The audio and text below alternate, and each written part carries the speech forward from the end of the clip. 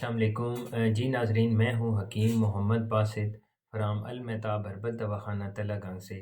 تو آج ہم بات کرتے ہیں زیتون کے بارے میں، یعنی کہ زیتون کیا ہے اور اس کے فوائد کیا کیا ہیں۔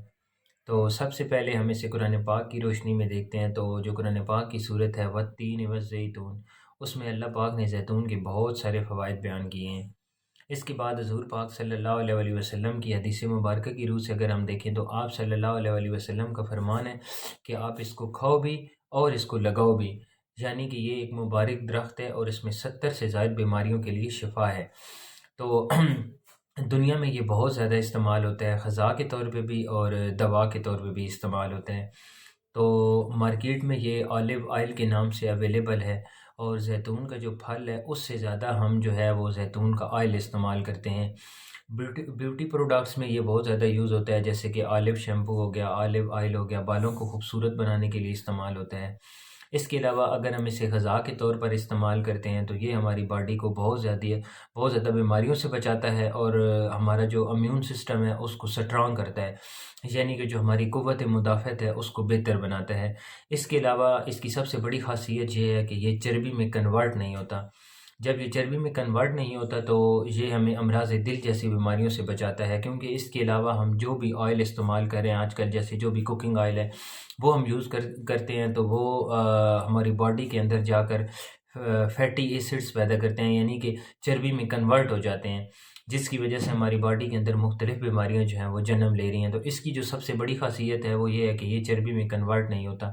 اس کے علاوہ یہ ہمیں موٹاپے سے بھی بچاتا ہے، اور جو لوگ شوگر میں مبتلا ہیں، یعنی کہ جو ڈیلی بیس پہ انسولین وغیرہ لگا رہے ہوتے ہیں یا شوگر کی کوئی ٹیبلٹس وغیرہ کھا رہے ہوتے ہیں، تو شوگر کے لیے یہ بہت ہی بہترین چیز ہے۔ اس کے علاوہ میں اپنی کلینک پہ اپنے پیشنٹ کو بہت زیادہ یہ ریکمینڈ کرتا ہوں، کیونکہ یہ قوت مدافعت کو بہت زیادہ بہتر بناتا ہے، ہماری جو قوت مدافعت ہے اس کو سٹرانگ کرتا ہے۔ یعنی کہ جو حضرات اپنی باڈی کے اندر جسمانی اور اعصابی کمزوری محسوس کرتے ہیں، وہ کھانے کے لیے بھی ان کے لیے بہتر ہے، اور اس کا اگر وہ اپنی پوری باڈی کے اوپر مساج کرتے ہیں تو وہ ان کے لیے بہت زیادہ بہتر ہے، کیونکہ مساج سے یہ ہوتا ہے جو ہمارا بلڈ سرکولیشن ہے وہ بہتر ہو جاتا ہے، اور اس سے جو ازدواجی زندگی ہے وہ خوشحال ہو جاتی ہے۔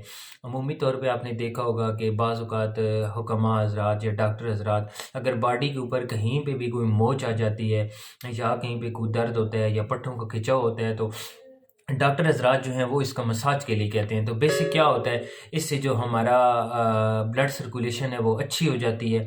تو یہ مساج کے لیے بہت ہی بہترین چیز ہے، اور اس کا طریقہ استعمال یہ ہے کہ آپ کوشش کریں اسے کھانے میں 1 ٹی اسپون ڈیلی بیس پہ آپ یوز کریں۔ آپ چاہیں تو سالن میں بھی لے سکتے ہیں، آپ چاہیں تو گرم دودھ میں اس کا 1 چمچ ڈال کے وہ بھی لے سکتے ہیں۔ اس کے علاوہ اگر آپ چاہیں تو کوئی آملیٹ وغیرہ آپ بناتے ہیں تو اس میں بھی آپ ڈال کے کھا سکتے ہیں۔ آپ نے اس کو زیادہ گرم نہیں کرنا، کیونکہ جب ہم اس کو زیادہ پکائیں گے یا اگر اس کو زیادہ گرم کریں گے تو جو اس کی افادیت ہے وہ ختم ہو جائے گی۔ تو یہ اس کے فائدے ہیں، آپ یوز کریں۔ آگے چونکہ سردیوں کا موسم آ رہا ہے تو جو اس کا مزاج ہے وہ گرم تر اس کا مزاج ہے، یعنی کہ معتدل مزاج ہے، تو ہر مزاج کا بندہ اس کو یوز کر سکتا ہے۔ یہ سب کے لیے بہت بہترین چیز ہے۔ جزاک اللہ، بہت شکریہ، دعاؤں میں یاد رکھیے۔ اللہ حافظ۔